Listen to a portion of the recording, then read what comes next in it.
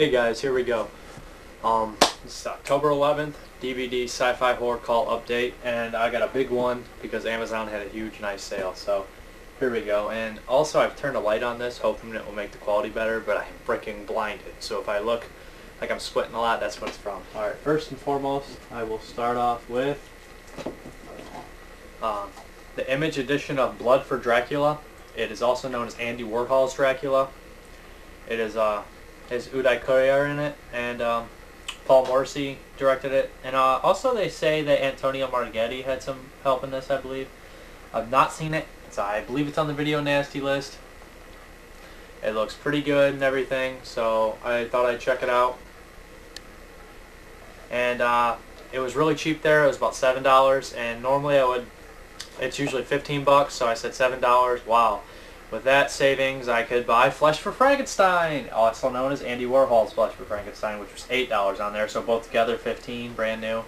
Also directed by Paul Morrissey, and it has that rumor with Antonio Marghetti. One of them does, I'm not sure which. But I've not seen either, and I thought they were both good pickups. Blood for Dracula, Flesh for Frankenstein.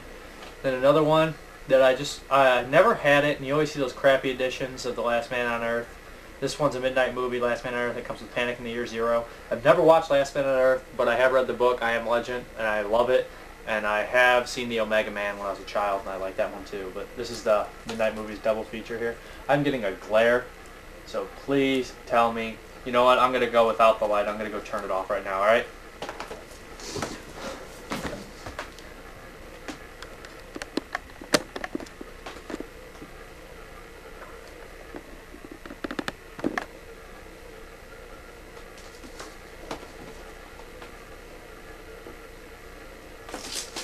You know what, I think I'll leave it on. Screw it. I don't know. This video is going to be long and crap anyway, so screw it. And another one I picked up, which was a Something Weird double feature for $5 off Amazon. It's called the Undead double feature. It comes with The Thirsty Dead and The Swamp of the Ravens.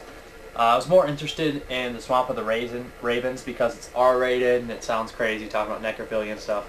Thirsty Dead sounds really cheesy. It's one of those PG. I don't know how it's going to be. Both are, I believe, from the 70s. One's from 71 and one from 74. I'm not sure about that, but I'm interested. I'll probably watch them both sometime.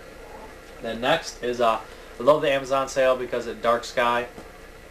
Some movies on there that I really wanted. This one I've been putting off getting forever because I didn't want to pay like 10, 15 bucks for it, and I heard it's really crappy even though it's a video nasty. But Don't Go Near the Park.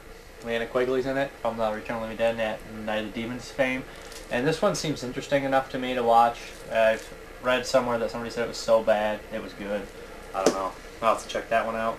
And I like the don't go in place movies like Don't Answer the Phone, Don't Look in the Basement. Those ones are pretty decent.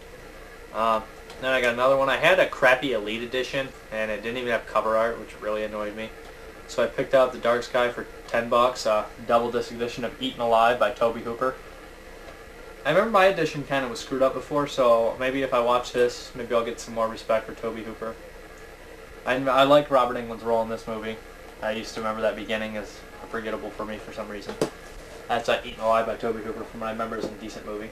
Now another one that just sounded so interesting to me on the back, which I haven't watched, it sounded awesome, right up my alley, is Meatball Machine. And it was another good price there. I'm glad I picked it up. This movie looks awesome as well. You guys gotta let me know if any of these are good and stuff. If you've seen them. Another Dark Sky one that I've seen around a lot is with Burgess Meredith, Anne Margaret, Anthony Hopkins is Magic from the 70s.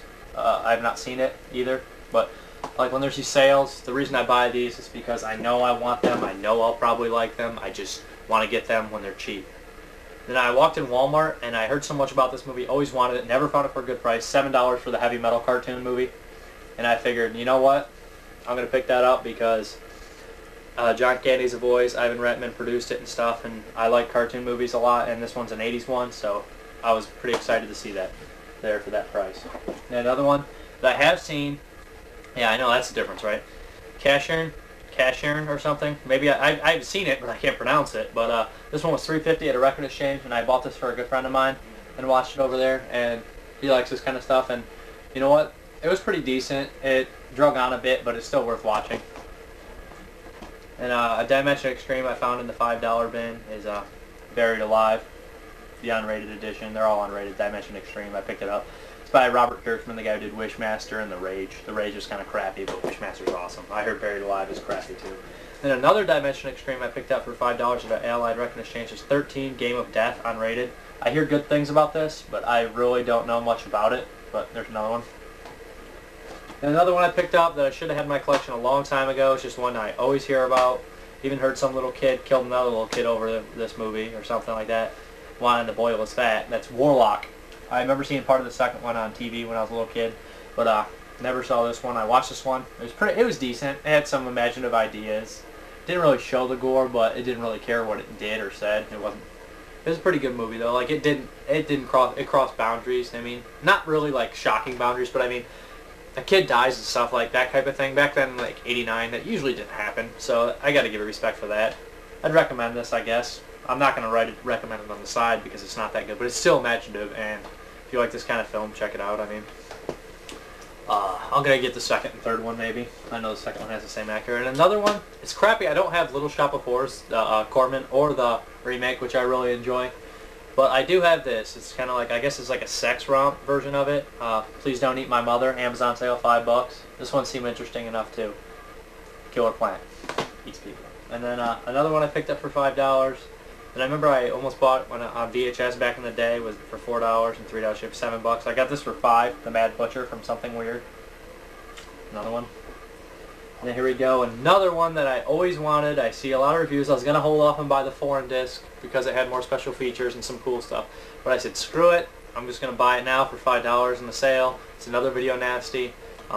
Axe. Not watched it yet. I really need to get on my ass and watch some. Happy to know I did watch 4 movies last night, so that's like a record for me in a long time. And I did have this movie already in like a 4-disc set. It was a 2-disc, 4 movies. It came with Alone in the Dark, Afraid of the Dark, and Relentless 3 and 4. And those were bare bones editions, but by Image. But this one has some special features on it, and it was $5, and I really love the movie, so I figured I'd better get the good edition of it. It's Alone in the Dark, $5, 1982 slasher film, which I cannot say enough good things about. I mean, it's only like, it's decent, but it's underrated, so that automatically makes me like praise it more. I just like the actors in it: Martin Landau, Jack Palance, Donald Pleasance, and the big fat guy Domino from Running Man's in it. He plays a pedophile. He's creepy. I already mentioned this in my double features probably when I went over it.